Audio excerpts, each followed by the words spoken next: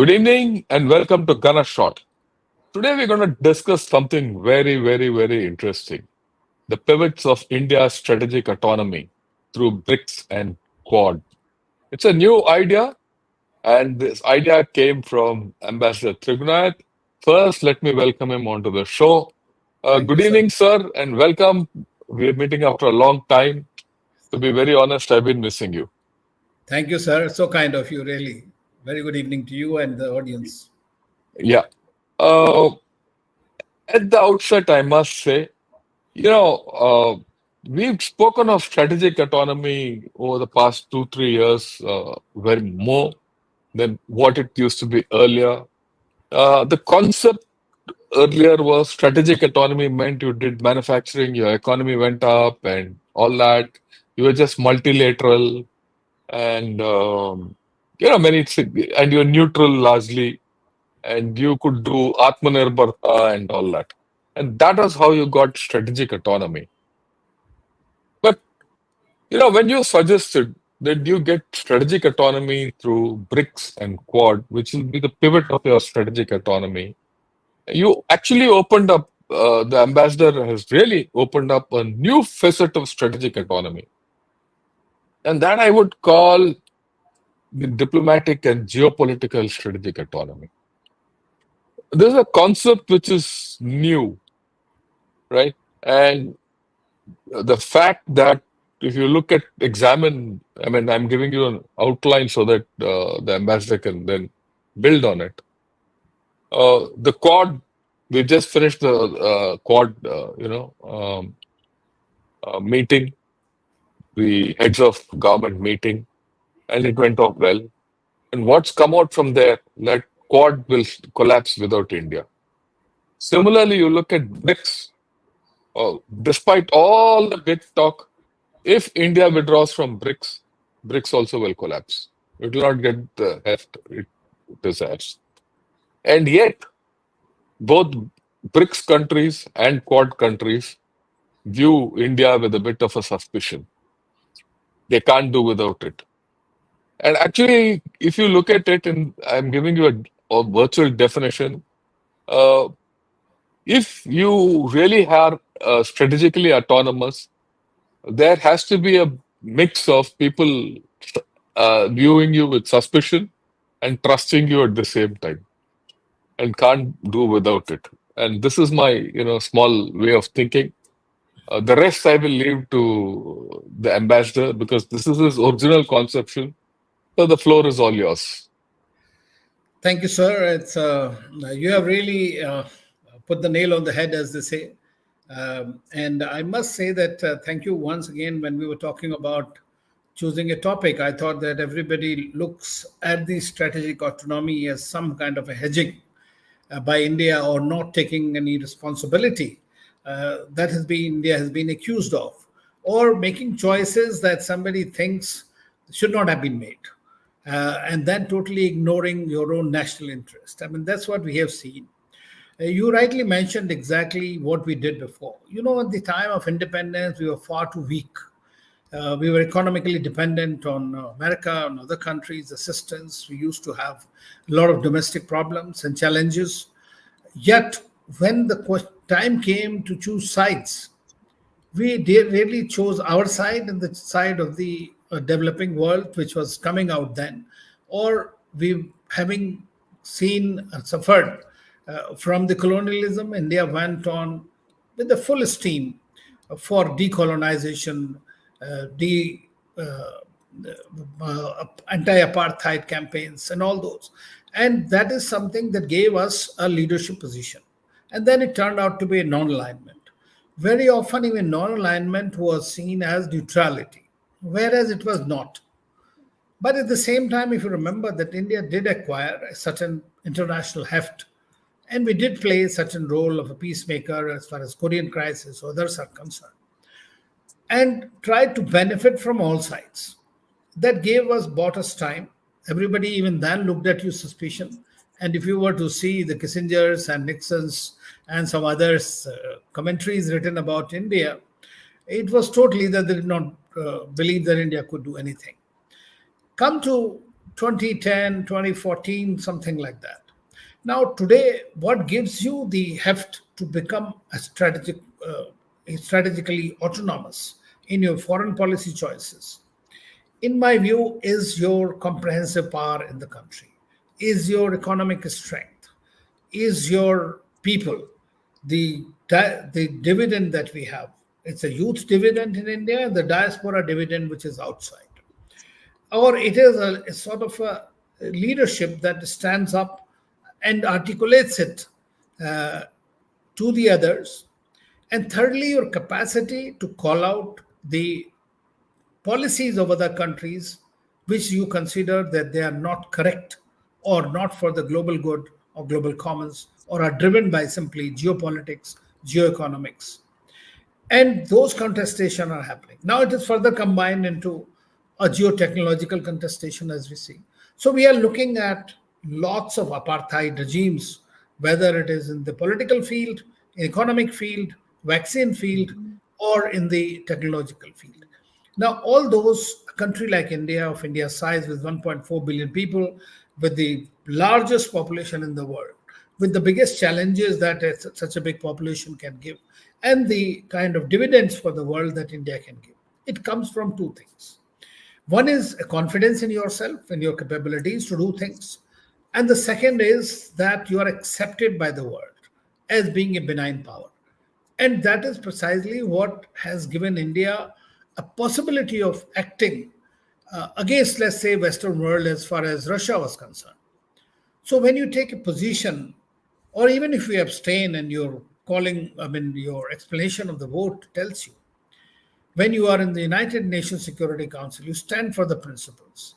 When you are in different areas, you become a first responder in the emergencies which are happening to the friends or the foes, everybody.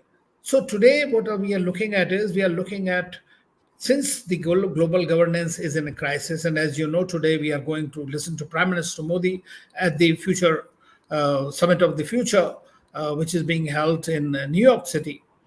I think that this global governance failure, which they're trying to salvage, for which unilaterally the P5 countries are fully responsible, and they want to subjugate the rest of the world through a so-called rule-based order. What I say rule-based order is, there is a rules-based order which they say that it emerged after 1945, but the biggest violators of this rule-based order are the countries themselves who crafted it. And that's why you have countries like China, which are not democracies, Russia, which are half democracy, who are trying to craft a very new kind of order, which they think is the multilateral context, the multipolar world, in which they are trying to acquire the leadership of rest of the countries, trying to provide an alternate governance model for the rule-based order. They said rules-based, who crafted it? Now, this was already, United Nations was set up, multilateral institutions were set up. All those have not been reformed. And therefore, as I was saying in the earlier, this thing that today the Guterres, the UN Secretary General, said that very interestingly, that we cannot create a future fit for our grandchildren with a system built by our grandparents.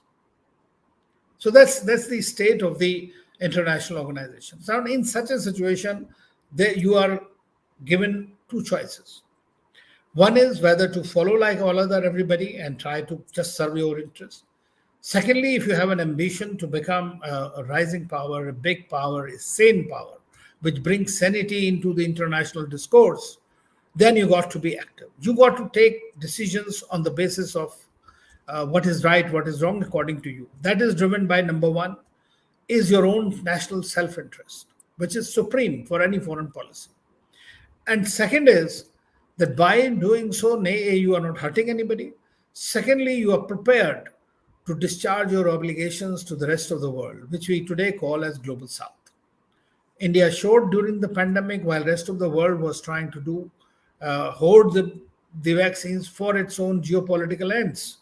India went out and provided it to 150 countries under the Vaccine Maitri program, despite having the largest population at home. Now, that is called taking their onerous responsibility for the global good and the global commons. So you fight for that. When you go into the Quad, which is in the Indo-Pacific, which is actually a geopolitical contestation between USA and China in the Indo-Pacific, and there India also becomes a major player. But what you do in that is, instead of becoming a pawn in the security architecture, and China being the biggest challenge for India as well, you still talk about a country that we want it to be inclusive. We are looking for a free and open Indo Pacific, that we want a rule based order, that there is no hegemonistic approaches, and we don't want to exclude China in that. You are looking at a possibility of China following that rule. That may not happen, but that will be then on the shoulders of China, not on India or US or any other countries. Secondly, at the same time, you are a large economy, everybody is looking at it. I remember I was in New York, and at the time, we used to have discussions because we had just opened up, our economic reforms had begun, and everybody was looking at India with a great expectation. And that time, everybody used to talk about it, that, if we take care of the baggage that shackles us, then we can go much faster. Gradually, we have risen, and we've been counted. For our market, for our energy, for the people, for the way the things move in India. And in fact, I remember I'm meeting Professor Jeffrey Sachs in Harvard, and he told me, he says, India is very slow, and it will not at this rate do anything. I said, well, everything is fine, but India is not up for grabs. We are not a banana republic. We will have our own pace, which has to meet with our socio-economic expectations. And that's when India decided the pace of economic reforms. When the time is ripe, when the institutions have been geared up, then you take the next step. And precisely that's the reason that today you have become the fifth largest economy, going to become the third largest economy. You have the largest population, and the growth of the population will maintain the supply of the skill sets until 2050 for the rest of the world. And after 2050, it is expected that Africa will take over. So today, the policy is driven by multi-alignments with the many-lateral formats like Quad and the BRICS.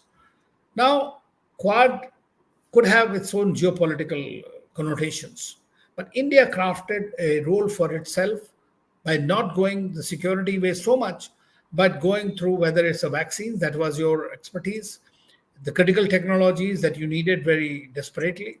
For that, the critical minerals and rare earths, those are very important going forward in the new EV era and others.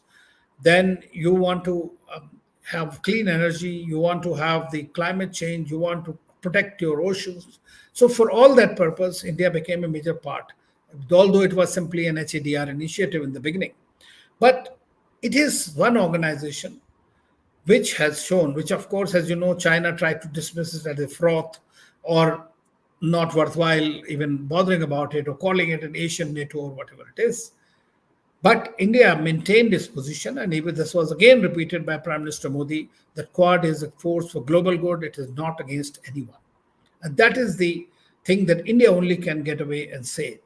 Likewise, in the BRICS, Russia is our special and strategic partner, a privileged strategic partner. But Prime Minister was able to tell Putin that this is not an era war. Or recently, when he was in Moscow, he was able to tell him that the peace solutions don't come from the battlefield. Now, and then started acting as an interlocutor for the peace that is being appreciated by everybody. In fact, until a few months ago, everybody was criticizing India for buying oil from here there, for which Dr. Jaishankar very nicely replied to the rest of the world, especially the Western countries, many times over. But the fact remains is that today everybody is recognizing that India has talked about peace, dialogue, diplomacy, respect for UN Charter in the international discourse. But we are confronted with these two major wars, which are having a major impact on our overall stability and our own, I would say, the capacity to interact. So therefore, the peace in the region, whether it's West Asia or in Europe, it is very important for overall the health of the transitional global order. You have seen yesterday this compact has been signed, Pact for the Future has been signed, but this is prescriptive. It cannot be, it is like, in my view, the compilation of the issues that are facing the world, but left to individual countries to deal with it. In this case, when we talk of a strategic autonomy per se, the choices we make for our own interest and for the global interest, that's the difference. We don't do in a neutral manner, we do in a proactive manner. That is another thing that is happening. And that precisely explains our presence in diametrically opposite organizations, which in a geopolitical context can be seen facing each other and trying to craft a new order with their own poles. But what I look at it, even though today we are part of the Quad, we are part of the BRICS, which is expanding in a big way, I have witnessed that more and more countries today want to exercise foreign policy choices without being constrained by the relationship with the bigger powers. And they also want to exercise their strategic autonomy, which provides India, because I don't see in the emerging world order, if it is driven by Cold War 2.0, India becoming a part of either the US bloc or the China bloc, but could be a leader and lead the third bloc by itself, which I often term as nations for strategic autonomy. Now, those countries, many of them are poor, many of them are not able to express themselves so effectively, articulately. That's what India did with the Voice of the Global South. Took their three Global South summits that have happened, and they have factored in all their concerns into the G20 deliberations, in the United Nations, and in bilateral discussions, including in the Quad. And the BRICS is again going to be the same way when next month we have the summit.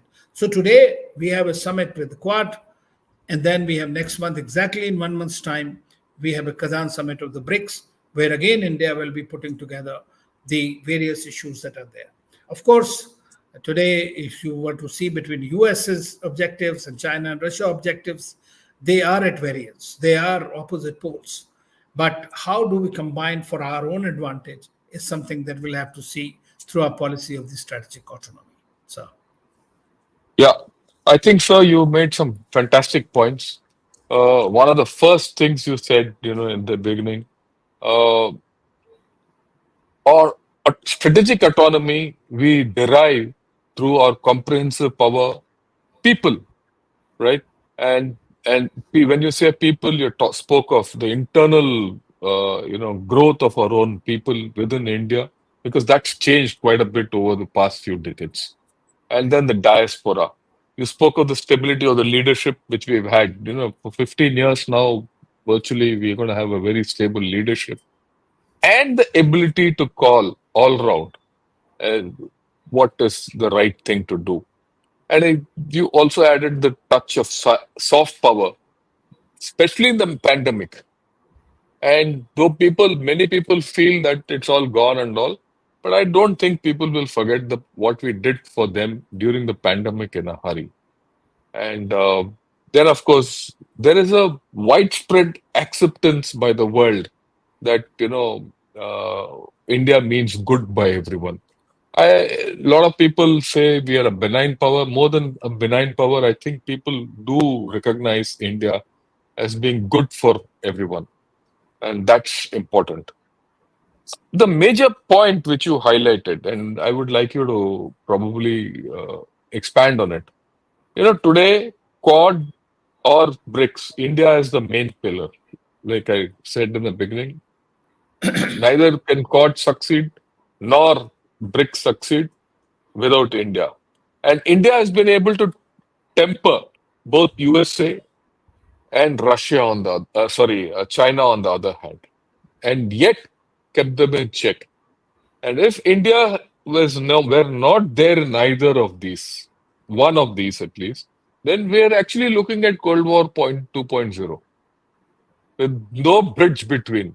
So India has had this bridge. It's a very difficult role to play. And as a bridge, we've been able to exhibit strategic autonomy, right? And keep the thing going between the BRICS and the Quad. I think that's something maybe you could elaborate on. Uh, the next thing which you really said, which I thought we need to discuss more, that is that our pace has been slow and steady at our pace, not China's pace. The world wants us to go like China, but we want to grow like India so that we don't suffer China's fate. We don't suffer the demographic China, collapse, which is inevitable for China. A lot of people say, look, so what if the demography goes down, declines in China? It will not affect so. But I have a contrary view. After all, nations are made of people, not robots. Yes. So to that extent, and not robots and machines and all that, it's people who make up the nation. And China, I don't think is at a level where it can anymore ignore its demographic collapse. Okay. So, in essence, we are part of the Quad and BRICS, yet apart from it. And we are growing at our own pace. So I'd like you to elaborate on these two aspects and then we'll take it up further, sir. Sir, thank you very much for those comments. In fact, like I would take you back to our G20 presidency. In fact, that is a very clear blend of India's strategic autonomy and the trust by all major powers. This was something that you remember that everybody was saying that it will be impossible for us to have the New Delhi Declaration issued because of the differences between Russia and USA mainly, and the West in general. However, not only those 200 meetings that were held, nearly everybody participated in those. Various contributions were made. And in fact, if you remember that we were not able to issue declarations either in the foreign ministers' meetings or the finance ministers' meeting. So there were always some kind of a differences and that happened. But India continued apace. And that is something that we have seen that there is a trust in India's capacity, which, yesterday Biden himself admitted. Putin has been singing pens of Prime Minister Modi's diplomatic style. And even for that matter, Xi Jinping understands it very well. So all the major powers do understand. We have been a part of the G7 also. Regularly now, 11 times, 12 times we've been there. We are virtually a standard feature in that place. But we go with our own aura of sort of India is inevitable in the global scheme of things. And that's a fact, not only because of our strategic location today, because of the Sino-US contestation, but because of the growing economy, because of the growing power that is wielded, that everybody acknowledges, an opportunity that India is providing. So that's very important. And so G20, we were able to work out, and it was, of course, I must give credit to our team, G20 Sherpa, Jaishankar, and Prime Minister Modi top it all. He had to personally speak to the leaders to get it done. And the agreement, then the declaration was issued without Russia's name being there in the whole declaration about the Russia-Ukraine war. It wasn't mentioned, but not a name calling. If you see the Quad statement yesterday, there neither China nor Russia are mentioned, Yeah. which shows, they are all references are to them indirectly, but the specific names are not there. What it shows that you are becoming a bridge builder in that sense. So today, Russia trusts you, even Ukraine trusts you eventually. And they both understand that. And in fact, I was listening to a couple of commentaries from the US, and they said today India is the only country that is acceptable to the West as an honest interlocutor and by the Russians as well to do something. It may happen, may not happen, but that's the nature of the wars. But at the same time, a country with whom both sides are trusting. And that is coming because of the strategic autonomy. That's what I tell my American friends. I said, if like you, we had condemned, we would have been the enemy camp. There'll be no sanity. There'll be no prospect for peace. And you can't win wars in today's age and time. So you'll only have destruction everywhere. So India is trying to avoid that destruction to that place. So that's something that is very important in my view, which is what plays in India's favor all the time. And that's what we are looking at, uh, being played very smartly, I must say. I mean, instead of soft power, hard power, we call it smart power now. So that is something. So people understand what you are. You firmly say, you stick by it. You don't change your stance, despite coming under pressure from everybody. And that's what everybody respects in the international domain today. When if you are not in the alliance, you are in the opposite camp. So which is not what India follows. We don't have the alliance system that we work with. If it is an alliance, it has to be an international alliance, not driven by A superpower or the B superpower. And that's what India gives. So today, India is in a position to provide a third alternative, a more saner alternative to the very large number of countries who trust you. So when I said benign power, means they know it's a power, and power, all the determinants of power we have to acquire eventually. Firstly, we have to defend ourselves from the 2 or 2.5 wars, as the our defense friends mentioned. So, if we are going to have change, we have the domestic problem, we have the terrorism as a major problem. So, you have to create international consensus against terrorism, which is a major challenge. You have to show the leadership in the biggest challenge of all times, that is climate change. India has shown the thing. We have completed all our targets among all the G20 countries. India is the first country which has completed all the commitments of the Paris Agreement. We are not the contributor to the global warming, and as Prime Minister Modi yesterday say that we are not the one destroying the world. So this is something that is so when we say that, that means they are calling out everybody else to do their bit, and that's the kind of a moral authority you get when you are thinking of the global commons, the global goods, and the global welfare for a global cause. I mean, that's, I think, which is termed as sort of Vasudhaiva Kutumbakam in a way, I would say, which is generic to India in a way, many ways. So I think that that is something that is giving us the kind of heft to carry on with the kind of policies that we are doing it in a very unstable world. So, Yeah. So, few issues which you put across, I would like to reiterate, and then we'll go to the next level. Look, what you really said is India can't be ignored anymore. No one can ignore India today. And that's the hard fact. And you can't ignore and that gives you the strength for strategic autonomy. And we've shifted from soft power to smart power, which is a very fine way of putting it. We are the third alternative to almost everyone, right? Everyone. I will say even for the global south.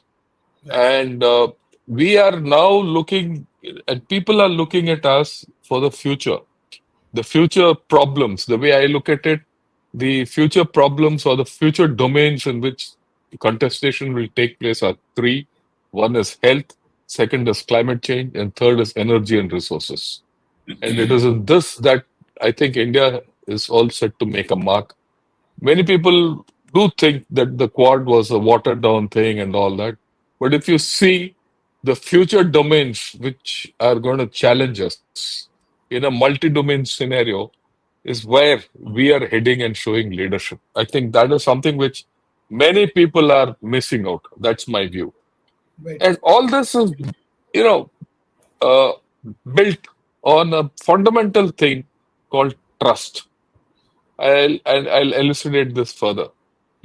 Take the three big powers, USA, Russia, and China. What they lack is global trust. Many people don't trust USA. It's a known fact.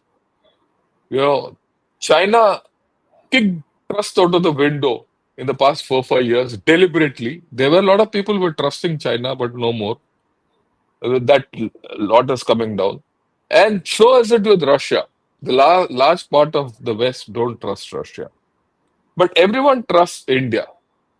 So I'd like you to, highlight this because I think many of us miss the fact that trust is a very important ingredient of international relations and diplomacy. And you've been a diplomat and you would have had personal experience of this. I would like you to dilate on this aspect.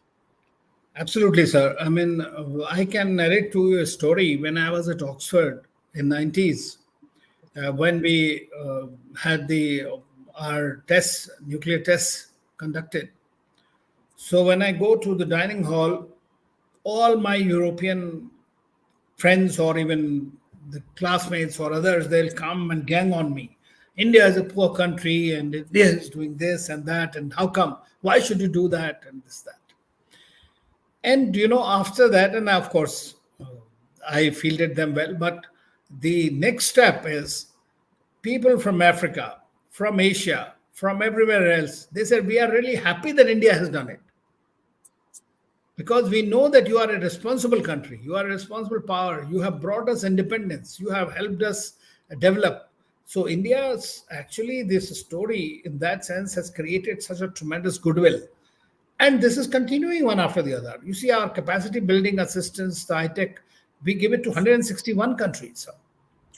And most of it is non-reciprocal manner and free for a large number of countries.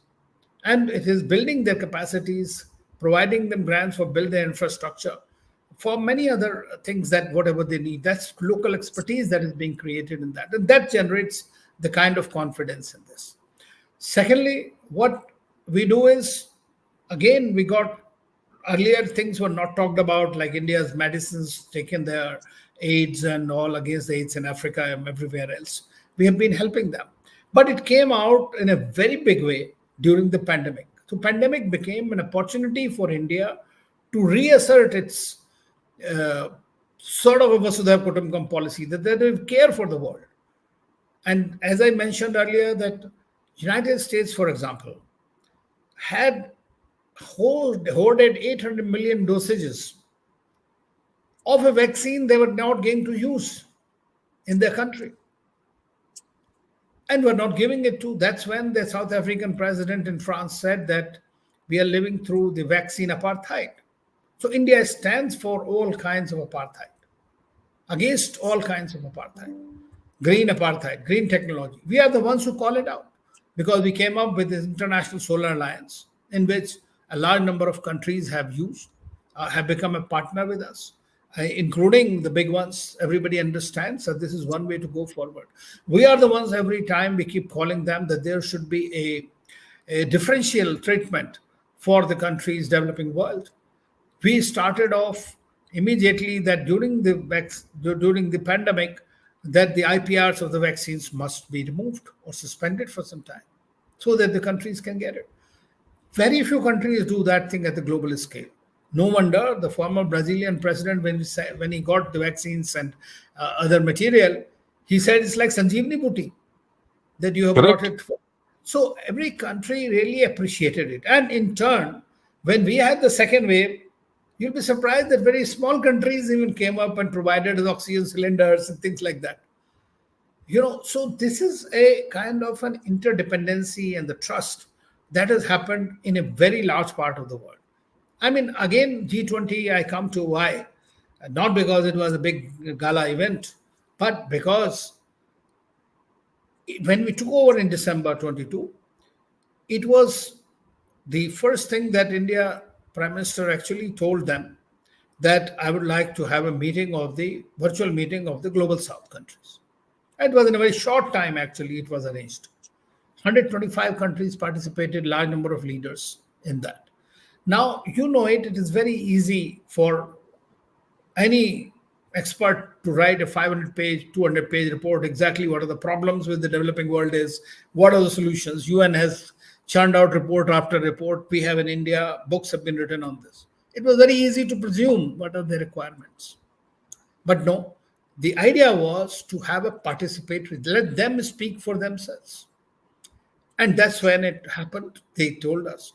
Likewise, to democratize the G20, what India did is least appreciated and not much appreciated by many countries, to include African Union as a permanent member with 55 countries being represented there. That's what you try to do as a leader. So that's how you develop confidence and trust. So that's, in my view personally, that particular thing of getting AU to become a permanent member in Africa is the biggest achievement of our G20 presidency. Then you focused on Yeah, SDG, you focused on debt restructuring, on the real problems that these countries faced. And not only we didn't stop there, we did the second summit, we did the third summit very recently. All those are being plugged into and factored into various deliberations that are being held across the world. So this has given us the kind of, I would say, confidence to represent them and be their voice. And this is what I think today we are going to also hear in the United Nations by Prime Minister. yeah. I think you put things across very beautifully. We are a responsible country. What people don't know, 161 countries are recipients of our iTech program, where in many cases we just give it to them free of cost without any returns. 161 is a large number. It's almost two-thirds of all the countries who come to our iTech programs, and I can vouch for it because a lot of them come from military programs, and I've interacted with them. And all our neighbors are part of the iTech. And the way G20 is come, uh, it might appear for all our viewers that the ambassador is speaking a lot about the G20. But let me give you a comparison, right?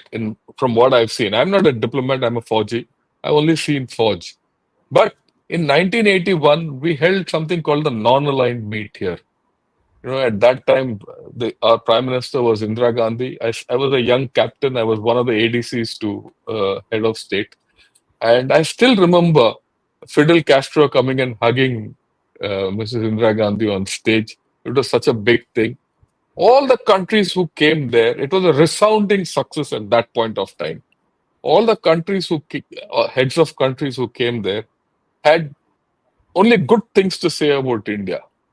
And that was a time when, Mr. Yasser Arafat was there and, of that generation. And I thought it was a fantastic event and it projected India in those days. And that was, if you remember, it was just a little half a decade after we did the nuclear test and all that. But our economy had still not taken off. But we got generated a huge goodwill in that time. After that, G20, the same, though I was not part of the G20, when I saw the proceedings of the G20, I got the same feeling that we've done something remarkable. Many people don't underestimate what we have achieved in the G20. I think we've achieved quite a bit.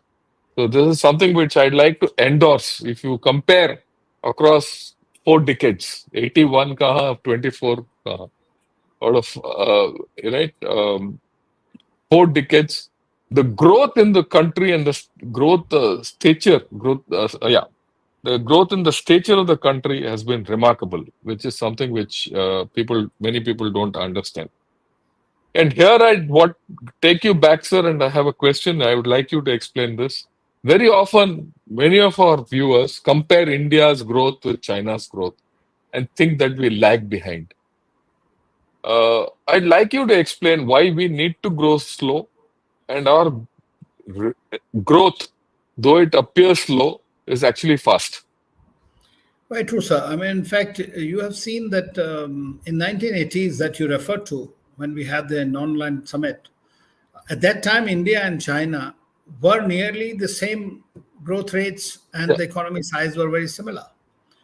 China started reforming much faster.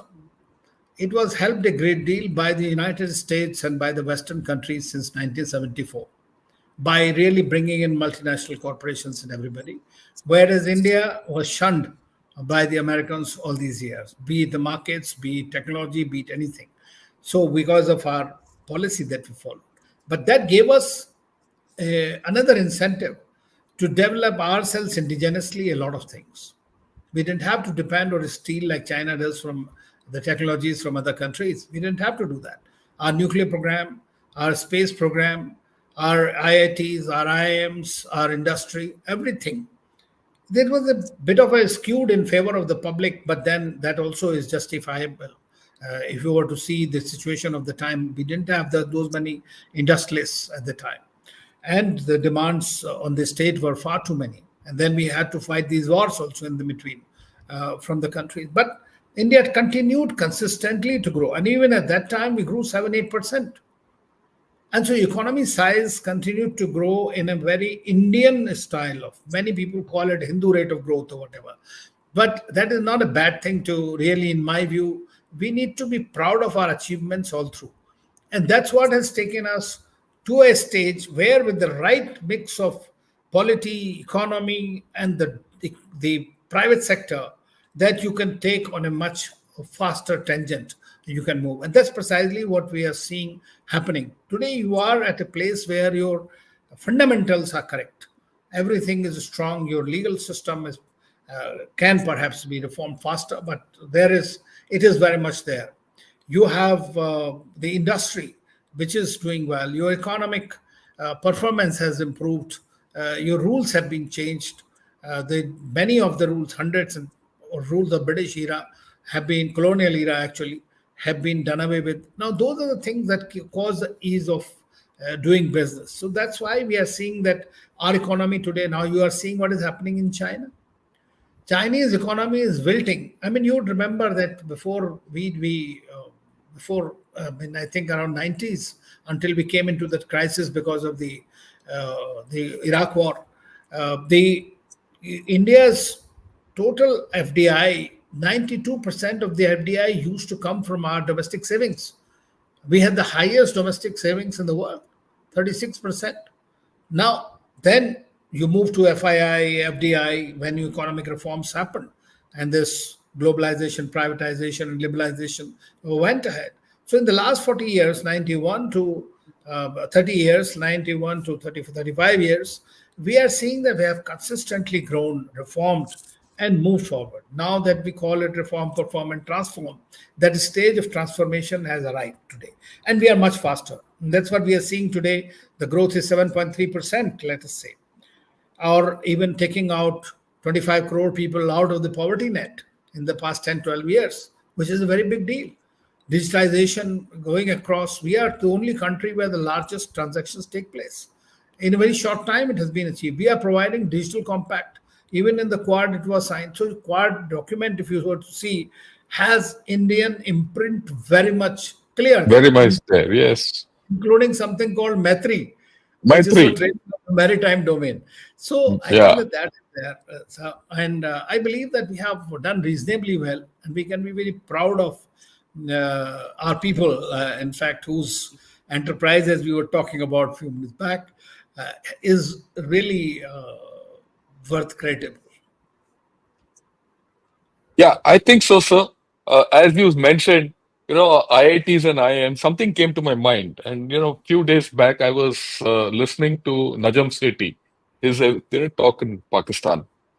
And what he said, look, Pakistan grew very fast at some point of time, early in the early stages, 30, 40 years of Pakistan's existence. And India didn't grow. We all laughed and we said we were very proud Pakistan was growing, India was growing in this Hindu rate of growth, as you mentioned. And he said, what we didn't realize was when India was growing at the Hindu rate of growth, it was investing in IITs, IIM, and establishing its institutions, its education, and social structure and land reforms and all that. He said we didn't do that. We just kept growing the way someone else wanted without any plan. And see today where we are, and see today where they are. He says actually today we are less than the Hindu rate of growth, and India is now going to places. So actually, what the ambassador has said, I'd like to highlight that we are on the verge of a breakout. The word, the military word to use is a breakout, and we will break out. I have no doubt. And the second thing I'd like to say, he said something, digital payments and all that. UPI. UPI is such a marvelous thing which is transforming India at a rate which we don't even understand.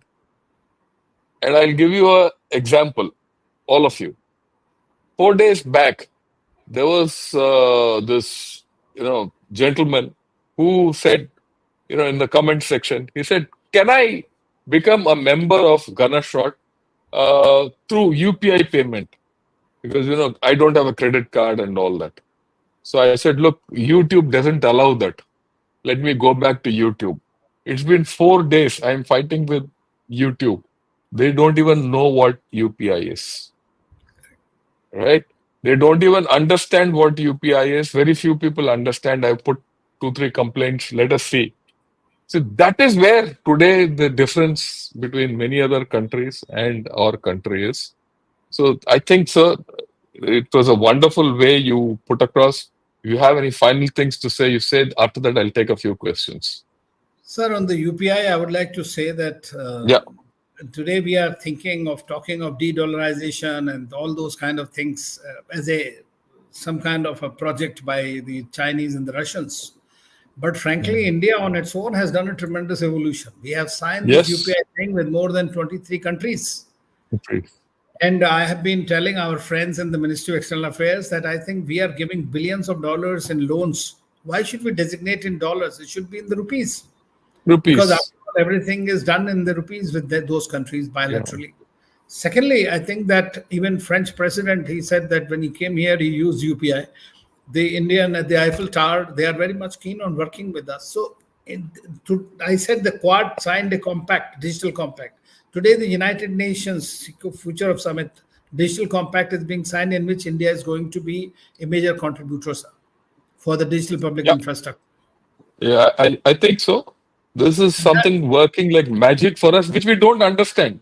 don't We understand. don't understand it. Others understand it better. Yeah. And forget de-dollarization, forget yuan and all that. There is something called UPIization, which is happening. Yes.